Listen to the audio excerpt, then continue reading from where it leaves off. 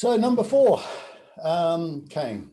My lesson was, rather than talking to the Scrum Masters, I realized after a while that even though they had been trained, and some of them had Scrum Master certifications, and those other, some of them had even, more certifications other than that, I realized after a while that really the only thing to do was to take over as a Scrum Master for at least a sprint.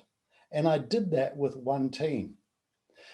And I should have done that at the start just about, because all the pennies were starting to drop with people. Now I get it. Now I know what to do. I understand this. Now I know the Scrum Master's role in this. And I know the team's role in this. Now, I've done this many times, so it's all hat to me, but to a lot of people out there, it is something new. And remember, we're talking about a government department here where people don't move around. They've been in that department for a while, so they've never really been a Scrum Master before. They wouldn't know what to do. You can train them till the cows come home, but it's not until you actually show them sometimes that it happened. It's a very, very good way to impress upon people what happens. And I think that was the turnover point for a lot of the teams, because everybody was watching, Steve's in control there, let's see him trip up. And while I did, of course, they also saw benefits out of what was happening. And they all started to get behind this, which was very good. So number 5, the stand-up. I had a complaint that stand-ups were taking 40 minutes, and I was going to say, what? And this was right from the start. I was going along because they all felt they were doing Agile because they were doing stand-ups. Now, I know Scrum calls them the daily Scrum, but this is Agile. So we're talking about stand-ups. And I use that term specifically because we weren't doing absolute strict Scrum.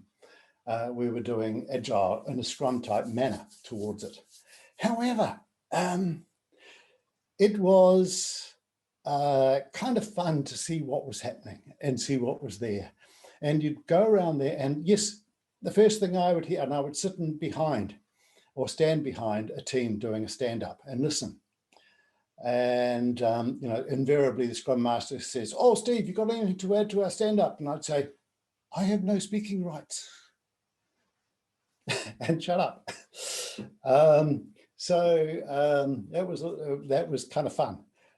But what I would see happening is everybody would come around, they start talking about the traffic on the way in and the reasons why somebody was a little bit late and what was happening. And then somebody would come out with a problem they were having. And then there was this great discussion on the problem that they were having. So what I did is I showed them. They had what they called a scrum of scrums, which was every Scrum Master came around once a week to a meeting that they had with the project teams, all of them together. And that was a way for project teams to ask questions and to see what all the other teams were doing. And the Scrum Masters were coming to me and saying, "Have you got any idea what we can do there? Because these are lasting 4 hours or more. And in the end, we all go away with no idea what's happening." And so I sat in on the first one. And there was great discussions on all the technical details of just about every story that they were doing that only related to that team. So I took over the next one. And I sent out this list of things. If you take a look and join me on LinkedIn, I've got a posting about how to do a stand-up, which might help. But I took a list of things, and I said I spoke first of all directly to the project teams. And I said, this is what I'd like to do. I'd like to run this as a stand-up if I could, even though they're coming in on video, because they're at a different location. I said, I'd like to run it as a stand-up. Here are the rules. And what I'd like you to do, please, is not have a say until afterwards. Once the stand-up is finished, I will say, that's the stand-up finished. That's it. Thank you very much. Now, is there anybody got any questions and other things that they want to bring up? That's the way to run this. It went from 4 hours to 20 minutes. Not only that, but the first time they ran it was when just about every Scrum Master came to me, and believe it or not, the project people as well, saying that's the first time they've run that meeting where they actually knew what all the other teams were doing. It was marvelous. Now, my rules were, first of all, we talk about not detail. This is not a technical meeting. This is a, what am I supposed to be, how are we going towards our goal that we've set? What issues are there with the goals? How, what are we planning to do within this next week to go towards that goal?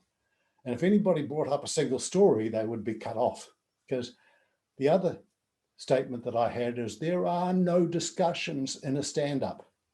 That is it. So if somebody comes up and says, I've got a real problem, I can't do anything further because of such and such, then that is noted and we talk to them afterwards. But that's it. So it was actually quite good. It went from 4 hours, as I said, down to 20 minutes. So that was a way to do that. People often talk about how to do all the other things in an agile team, but few people actually relate how to do a proper stand-up. So that was quite interesting.